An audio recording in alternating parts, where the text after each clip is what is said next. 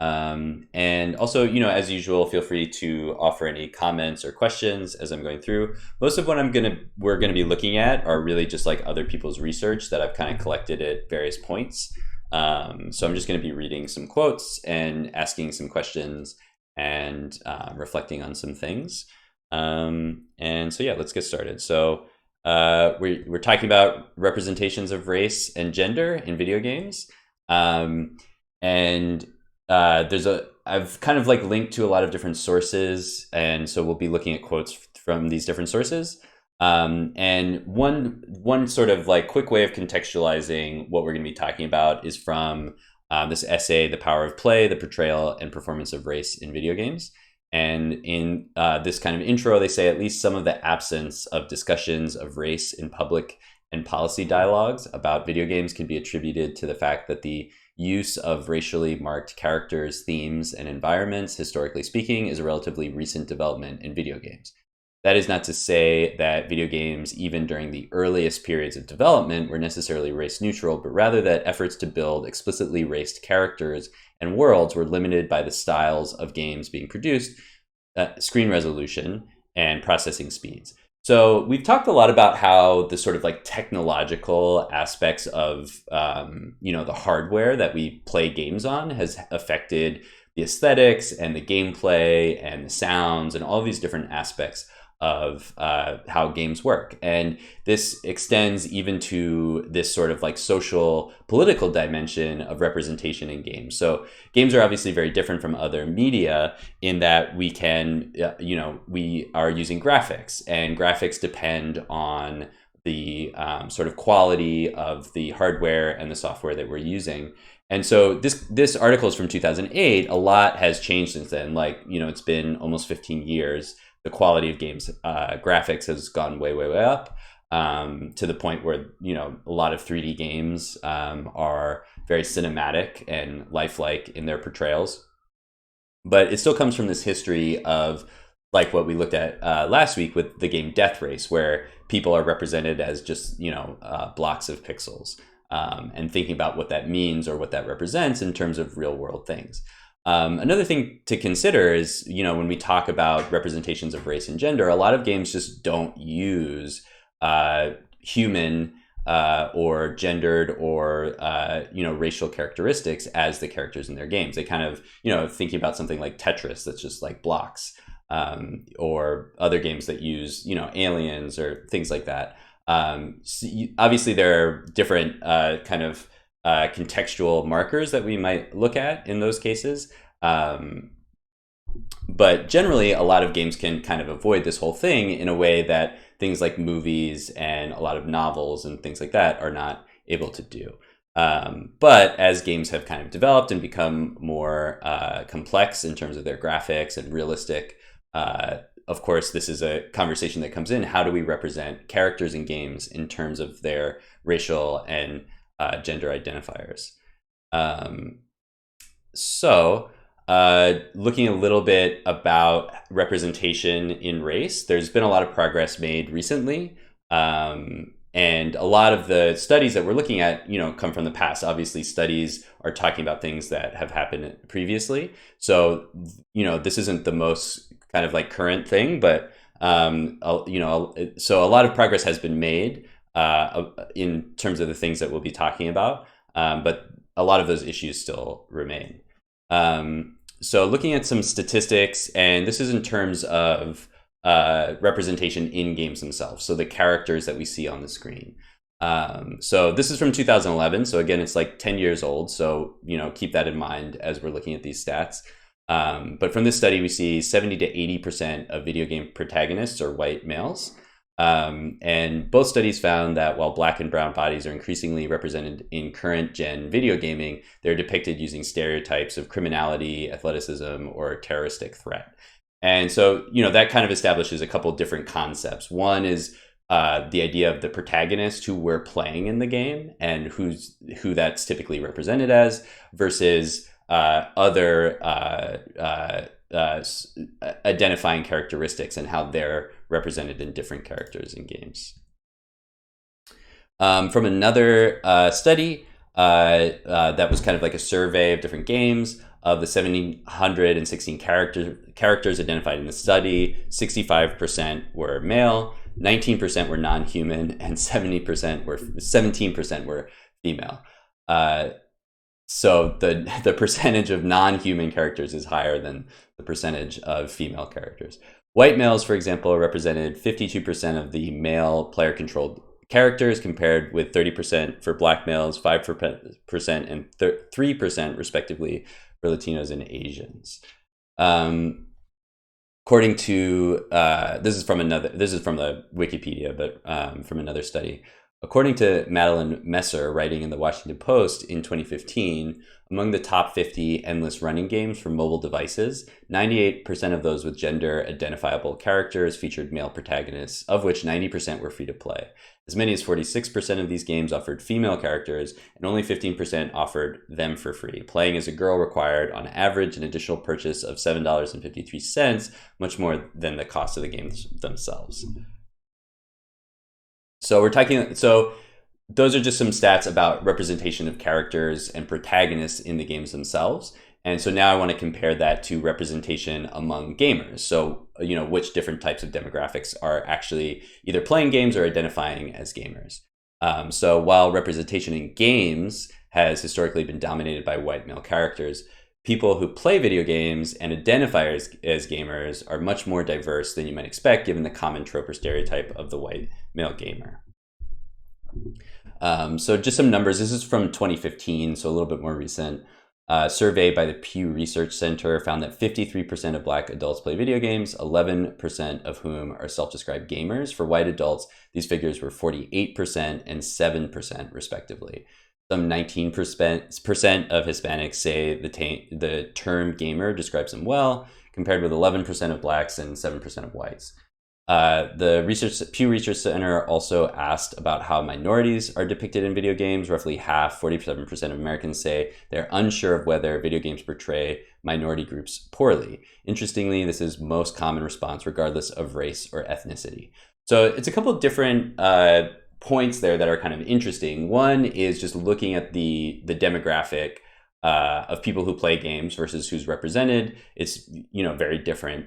And then also what those players are paying attention to in terms of these markers. They're not paying it at, half of the players are basically saying they're not noticing this lack of representation. So more stats. In 2008, this is a little bit earlier, I guess, Gallup poll indicated that men and women each make up half of all American video game players. 2014, in the UK and in Spain, women comprise 52% and 48% of video game players, respectively. According to a 2008 study by the Pew Research Center, fully 99% of boys and 94% of girls play video games. So again, this kind of is just like lots and lots of people play video games.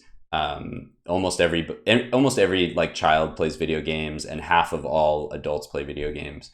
And so the representation of gamers is much more sort of equal across different demographics, whereas the representation of who's in the games is not.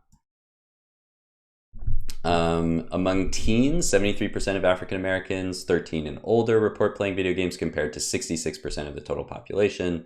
A study done by Think Now Research reported that Hispanic gamers buy or rent games more than non-Hispanics. They also consider themselves to be hardcore professional gamers compared to non-Hispanics.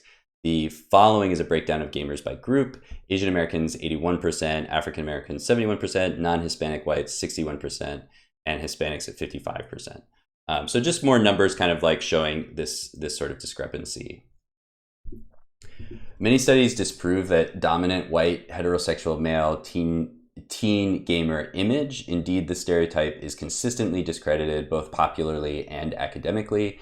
Based on the interview data, that those invested in diversity in video games must focus their attention on the construction of the medium and not the construction of the audience as such. This shift in academic attention is necessary to develop arguments for representation in games that do not rely on marking groups as specific kinds of gaming markets via identifiers like gender, race, and sexuality. And so this is kind of an argument. This is from the same article from 2011. This is kind of an argument saying that games are typically, the justification for For example, having more white male protagonists in games is often said that that's who buys video games, and this research data shows that that's not true.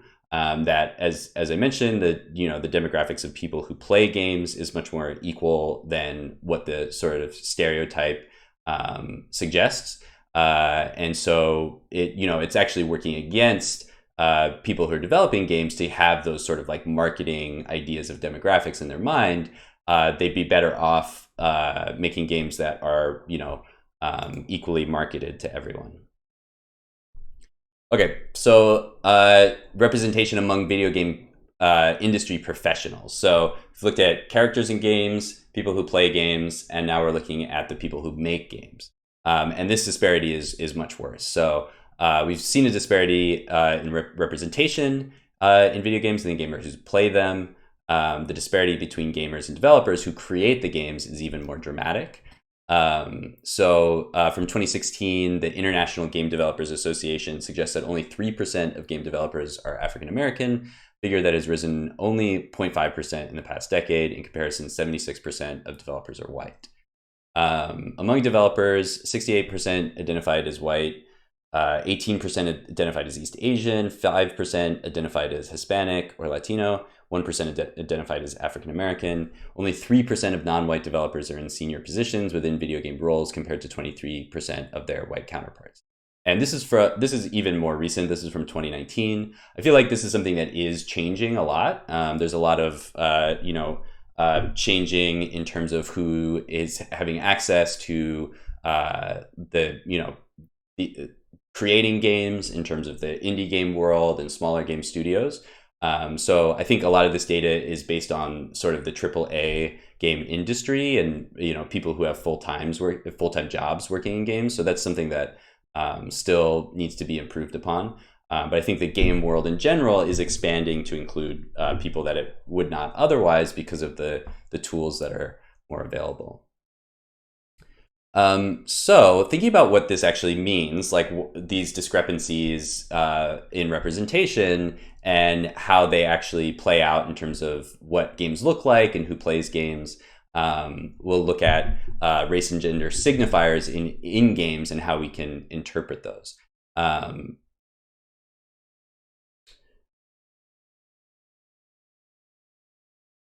Okay. So just looking at sort of interpretations of these signifiers in a few different games. Again, this isn't exhaustive, and there's lots of games that do a much better job of this, especially more recently. And we'll look at some of those as well in a minute. But in terms of where we see problems with this, from an article talking about the game Resident Evil 5, the writer says, video games construct exotic fantasy worlds and peoples as places for white male protagonists to conquer, explore, exploit, and solve.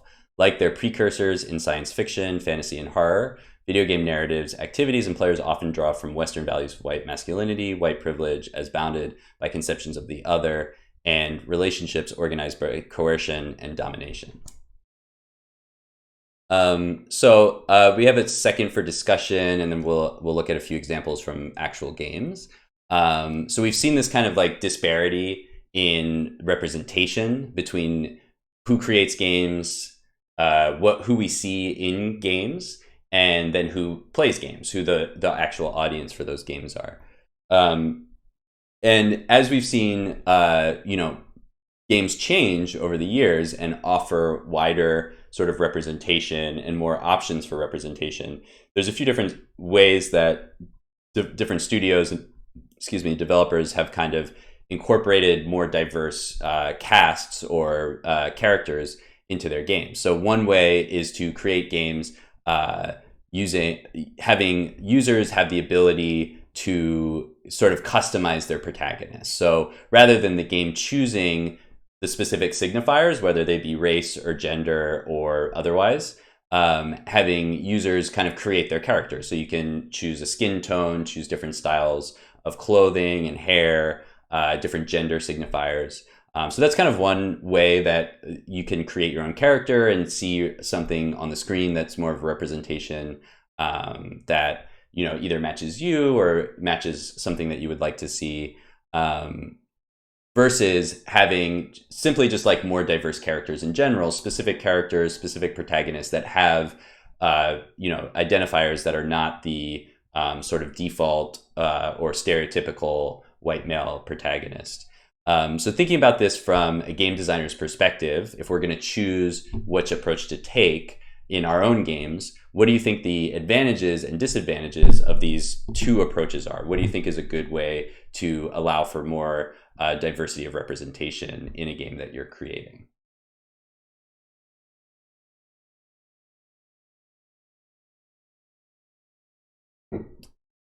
So I guess for like customization and stuff, it lets you kind of make yourself or make a version of yourself that you want to play in a game, and that's cool. And it can make you more, I guess,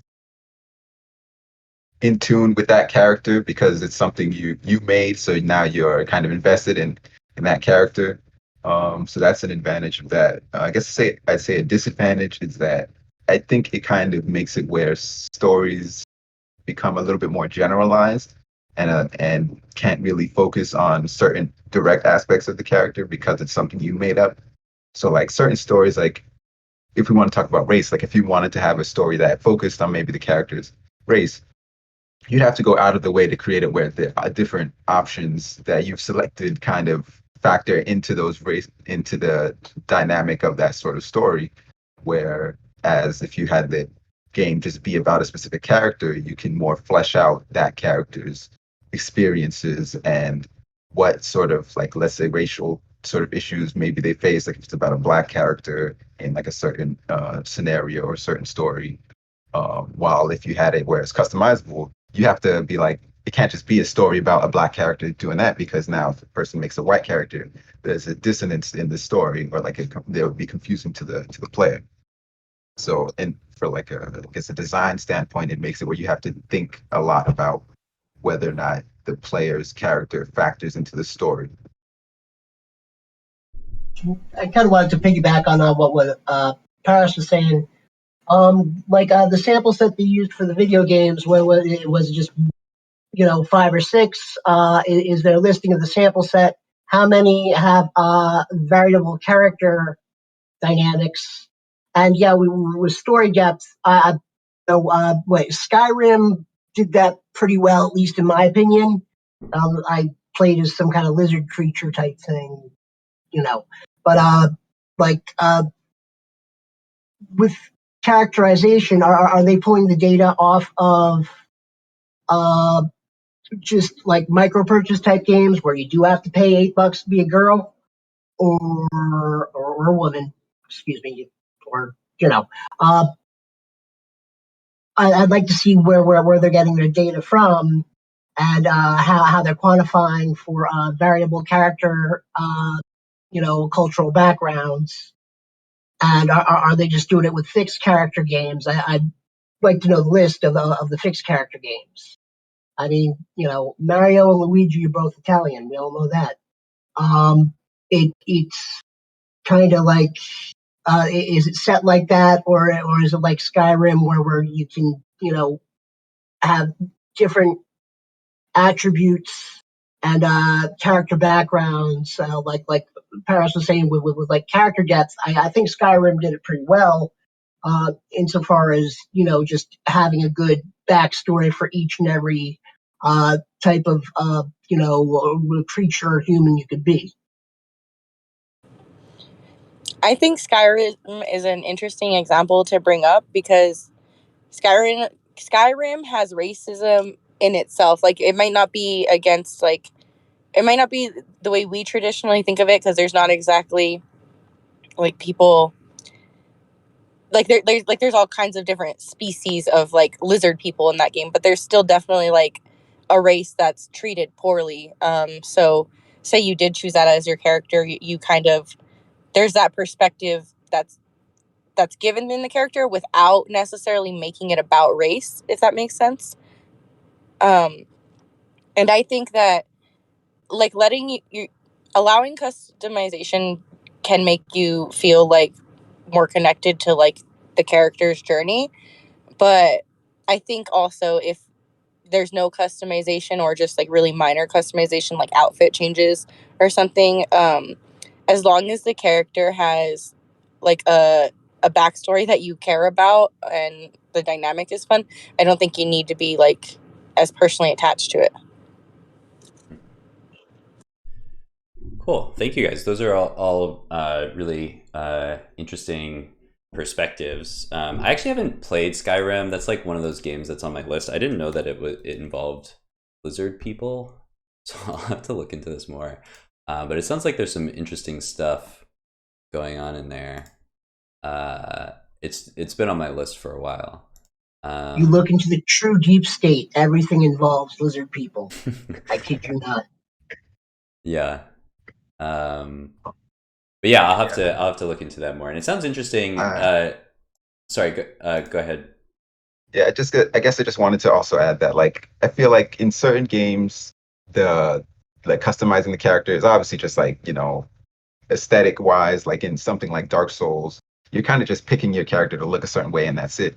But like in a game with like a story heavy thing, maybe like the customization of the character can kind of dilute what they're trying to do with the story. Like I'd say like an issue that like Fallout 4 had was like because they wanted to try and tell a story where your character is a certain way, giving you the ability to customize the character also kind of made it have like a bit of like a weird confusion with like how you're supposed to feel about the character, if that makes sense. I might be confusing the story, I guess. But and also with Skyrim, like Skyrim has this sort of race and the racism of like the other creatures that aren't like, because you're like in Skyrim, you're in a certain place where certain people are from. Those people are very like specious in a way and racist, so they're kind of against most other the races in that game. So story wise, that kind of factors into your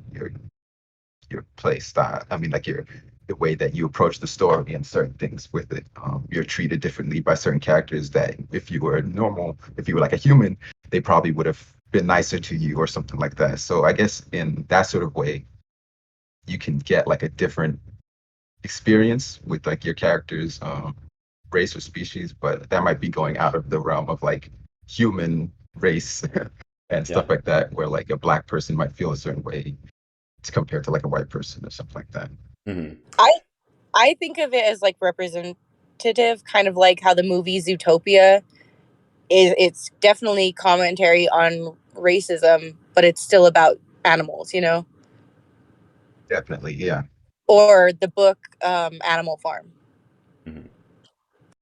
So it's like it's an intentional commentary on racism. That's the sense that I'm getting. Oh So, yeah, definitely. Yeah. Yes. Okay. Yeah, that sounds interesting. Let me check the chat. Oh, okay, cool. Skyrim House versus Society Graph. Interesting. Cool. Thank you. To check this out. Cool. Awesome. Yeah, thank you guys for that discussion. And yeah, just also, I think Paris's point about the story is really important. There's certain stories that, require those types of identifiers. If the story has to do with, if we're talking about Skyrim and there's a story about, or if it's a kind of a metaphor for racial oppression or,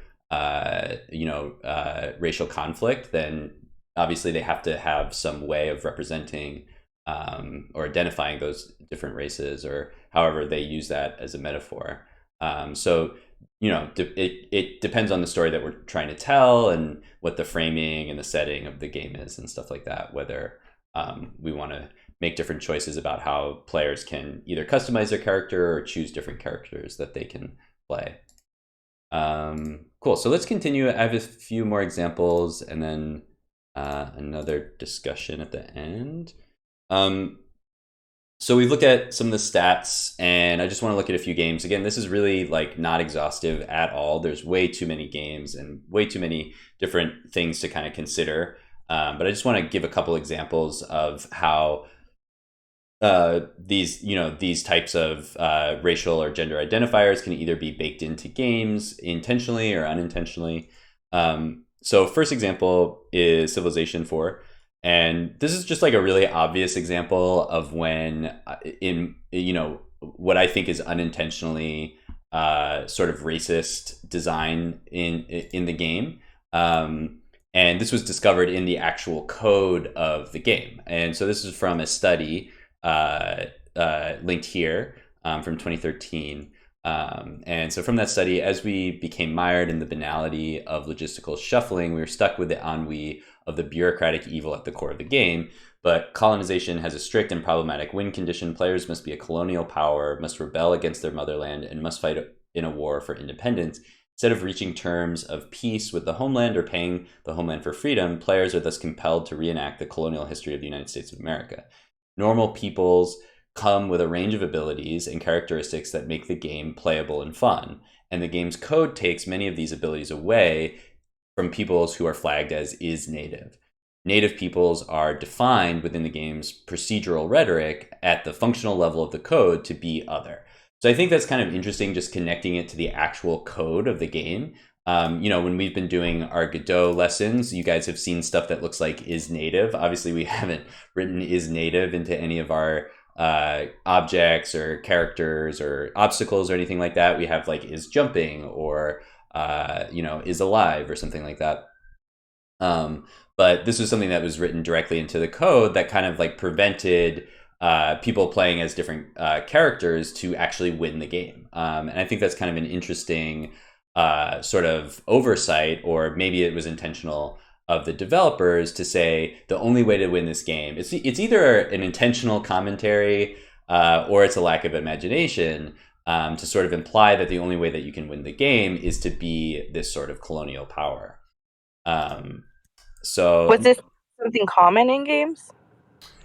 I don't know, actually. That's a good question. I mean, this is just like a specific example from a specific game. I would imagine there's a lot of other games in the Civilization franchise, but this one is like specifically about colonization.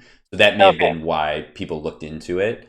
I don't think that I wouldn't guess that like most games have this like dynamic built into it, but I'm sure there are other examples that are similar. So another example is Resident Evil 5, which was when it first came out, there's like a big trailer launch, and it kind of had this big cinematic trailer, and people were really, really upset about it because it kind of portrayed these white characters that were basically like, you know, murdering and running around in Africa, killing black people, and all of the enemies were black characters. And so this created a big controversy, and one of the ways that they responded to the controversy is to you could choose between a person of color who is a woman as your character, or no, I think they made your character, I'm trying to remember, I haven't actually looked at this in a minute. I think they added a person of color as a woman as the character, but they were still being guided by a white man. And so they didn't really, so they kind of had this like answer to this controversy, but it just kind of made things worse. And so from an article talking about this event, it says, another difference with games is that as a medium, they're about invoking our fears so that we can overcome them. Johnson speculates. I think that's what happens in both Resident Evil 5 and also Dead Island. They're not just invoking fear of zombies, but they're invoking fear of blackness and offering the gamer an opportunity to challenge their racial fears as well as their other fears. What you're seeing here is a subconscious action, and the reason it becomes clear is because it's not in one game, it's in several different games.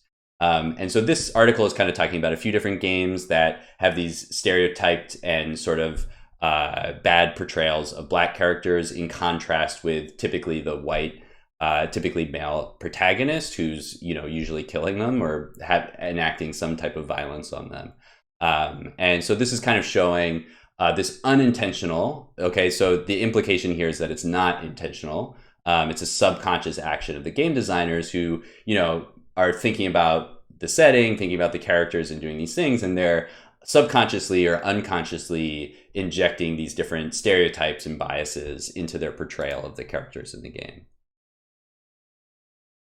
So then looking at Grand Theft Auto, in particular, Grand Theft Auto San Andreas has had a lot written about it, but Grand Theft Auto 5 has also have a lot written about it in these in terms of these social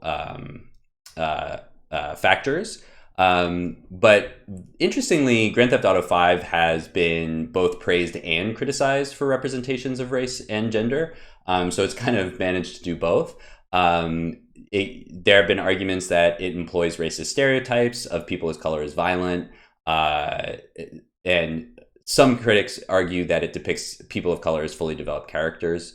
So Grand Theft Auto is often cited as this kind of like controversial game with lots of violence. It depicts, sexism and racism and all these different things. But people also feel that those depictions are done accurately, that they're authentic depictions of, life in the real world. And so they see that as a good thing. So it's kind of like, in the middle a little bit. There's a lot of games like that. Some games that kind of like intentionally, depict non-white characters. Life is Strange 2 is a good example. It's an indie game.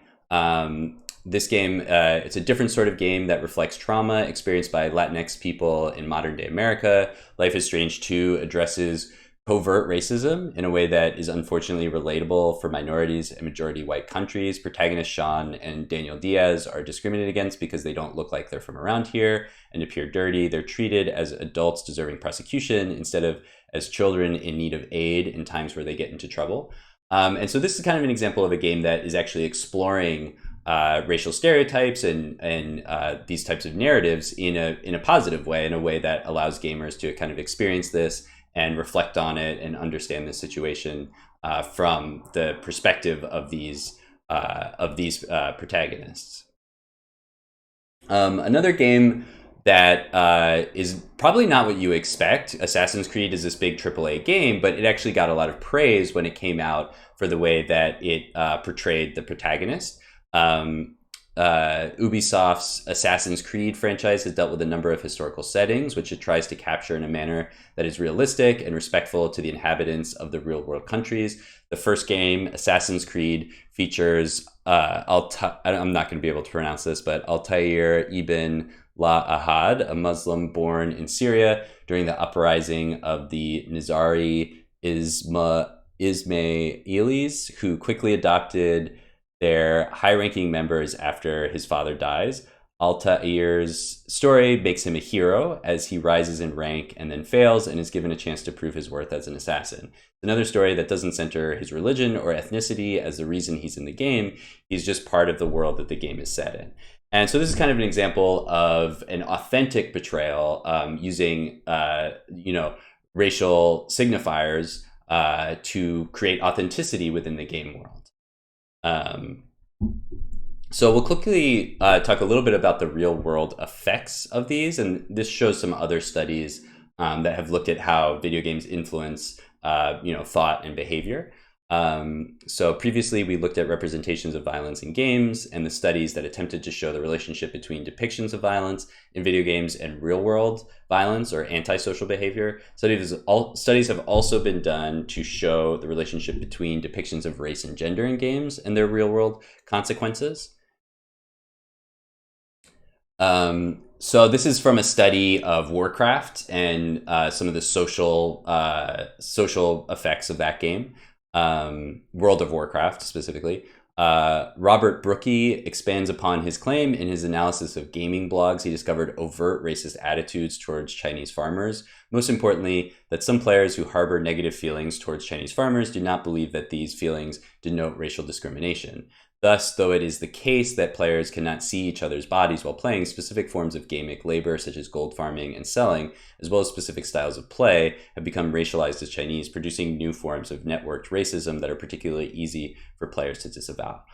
So this kind of is talking about the social component of this networked game, where racist stereotypes kind of emerge from the gameplay almost, and from stereotypes based on the different types of gamers. Continuing from this article that I've kind of cited a lot, the selling and marketing of urban culture is premised on notions of difference that ultimately reproduce rather than contest racial hierarchies. Discussing this very fact, S. Craig Watkins writes that certain types of representations of blackness are more likely to be merchandised, not because they are necessarily real, but rather because they fit neatly with the prevailing common sense characteristics of Black life. Thus, hip-hop oriented video games, like other hip-hop oriented media, establish the ideas, values, and behavioral scripts that facilitate how young media users make sense of blackness. And from another study, results suggest that video game play cultivates real-world beliefs about Blacks, such that individuals who spend more time playing video games have less egalitarian views of Blacks. Though minority characters appear infrequently in video game content, research suggests that mediated minority stereotypes are repetitive, memorable, and impactful on players' real-world judgments. So it's kind of showing that these representations in games don't really just stay in the games themselves. These studies show that they become one way in which people sort of understand the real world. In the history of video games, LGBT content has been subject to changing rules and regulations, which are generally examples of heterosexism, in that heterosexuality is normalized while homosexuality is subject to additional censorship or ridicule. Companies Nintendo of America, Sega of America, and Maxis policed the content of games with content codes in which LGBT themes were toned down or erased. Some Japanese video games, for instance, originally included trans characters such as Birdo from Super Mario Bros. 2, Poison from the Final Fight series, and Flea from Chrono Trigger. Due to adherence to Nintendo of America's quality standards and translations based on preserving gameplay rather than literal meaning, these characters' identities were altered or erased in translation. In 2014, in a harassment campaign dubbed Gamergate, numerous women in the gaming community known for being vocal about the toxicity within the industry were systematically targeted. One of the high-profile women that was targeted during Gamergate was Anita Sarkeesian, founder of Feminist Frequency, a web series and later website where Sarkeesian freely comments on gender, racial, and sexual identity inequalities in the media, including video games. Other women who also experienced targeted harassment as a result of Gamergate were game developers / programmers Zoe Quinn and Brianna Wu, and actress and self-proclaimed gamer Felicia Day. Most of the harassment involved rape threats, death threats, and distribution of highly private and identifying information, i.e. home addresses, phone numbers, and social security numbers, also called doxing. Faced with brutal online harassment, many women have felt forced to adopt strategies such as leaving game sessions, disguising their gender, or simply not playing games at all.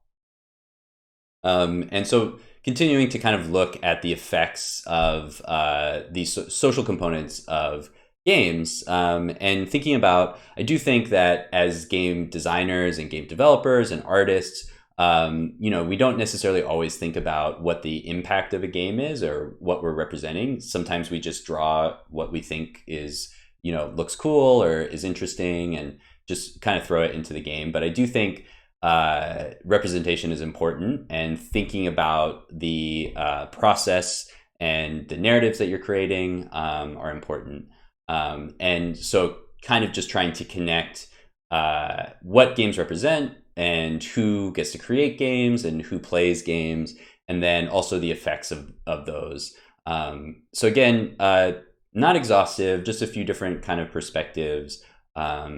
But for our last discussion point, just kind of generally thinking about our responsibility as game designers to consider representations of race and gender. This is kind of an open-ended question, but it's just sort of like, what is our responsibility? Do we have a responsibility?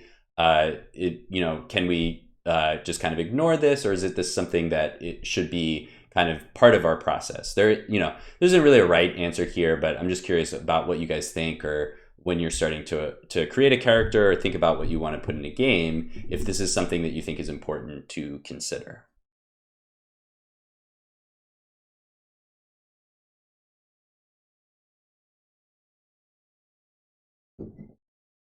Any thoughts on this one?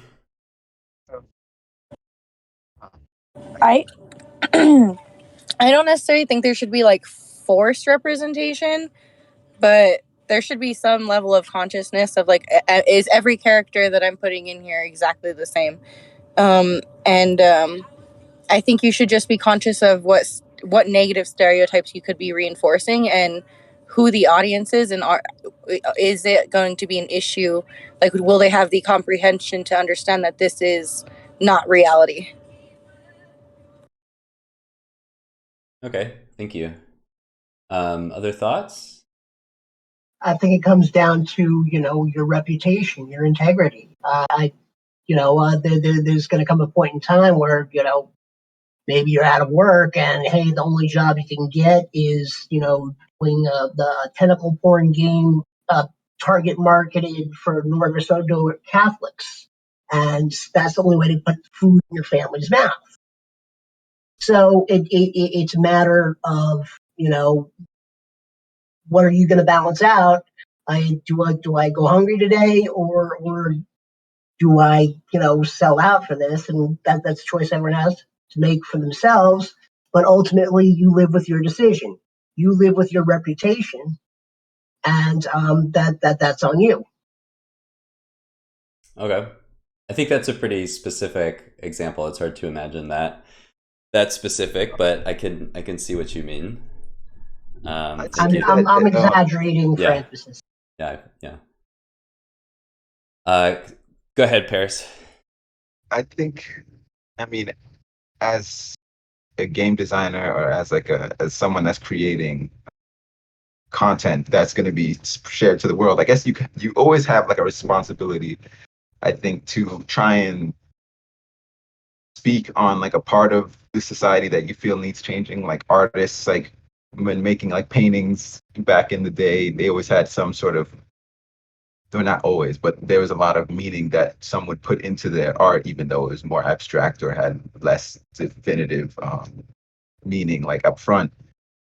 But I guess the thing is, I guess I'm just like, are you like, do you have to like create stuff that's like focused, that has like representation?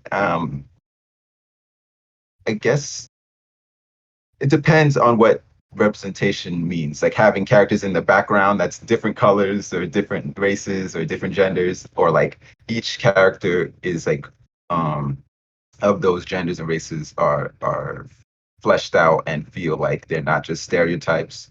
I would agree with that. You don't want to have like a black character that only speaks in slang and only like has their pants hanging down and like, has like a generic gangster sort of like stereotype to it.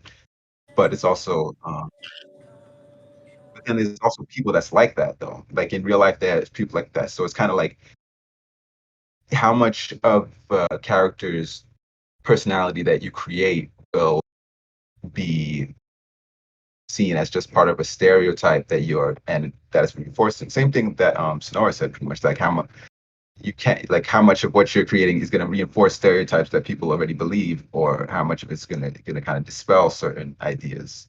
I mean, I guess like the way I create a lot of stuff, like with art, a lot of things that I do is kind of non-human. That's kind of how I work. That's I guess my baseline is like I don't really like drawing or creating people just because I find people kind of uninteresting. Like you see my characters in my game. My game is like a complete like monster or something. But I think when it comes down to like I guess a responsibility when you're putting in like a very realistic or real life scenario in your game, you have to have a lot of thought put into how you're portraying certain races and certain people. I think I might be just talking in circles, but yeah, that's that's how I see it. Yeah, that makes sense. I mean, I think it's a complex question. It's not easy to summarize, and I don't think there's one right answer. Like if you're creating a game that's based on mythology, like you're creating, or if you're creating a game where you're a frog and you're eating flies, like you probably don't really have to worry too much about it.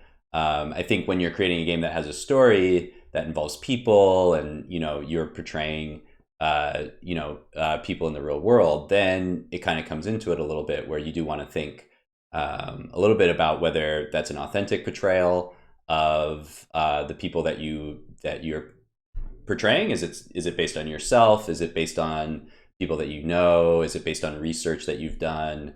I think those questions kind of come into it depending on what the story is that you're telling. And I think a lot of the times, you know, we saw like with the Assassin's Creed game as an example, you know, the research is what kind of made the game work because it was telling the story that involved people with different, you know, sort of religious and ethnic characteristics. But because they had done their research and it was kind of on point, you know, there's a different argument about who's making the games and whether that is equitable. But in terms of what the games are representing, you know, that was done well because there was authentic research put into it. So, you know, I think it kind of depends, obviously, on what type of game you're making, what type of audience you're going for, you know, all these different factors. So there isn't really one answer for everything.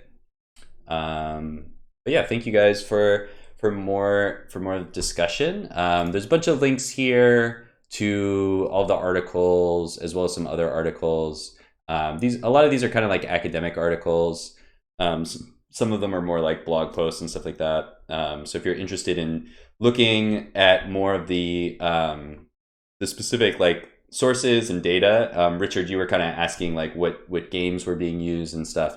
And I don't really remember exactly like for all of these different articles, but if you look into them, they'll probably talk more about their methodology and stuff like that. So you may be able to find some of that in the articles themselves. So yeah, that's there for you guys to explore more if you're interested. So we'll move on next to doing a little art lab. Let me stop the recording and I'll